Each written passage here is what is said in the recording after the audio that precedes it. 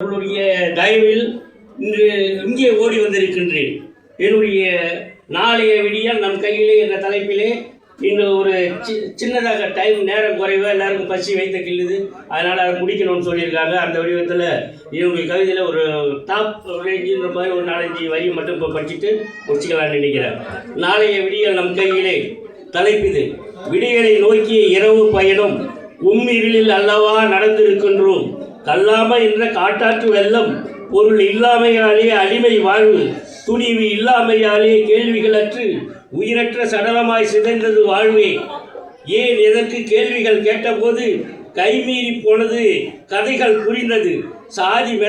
சாதி மதபேதம் சமத்துவம் குறைக்க அடுப்பூதும் பெண்ணுக்கு படிப்பதற்கு அடக்கி வைத்தது இப்போது புரிந்தது. சமத்துவ புறங்கள் தோன்றி வளர்ந்தன, வேற்றுமை கலையவே சட்டங்கள் வந்தது.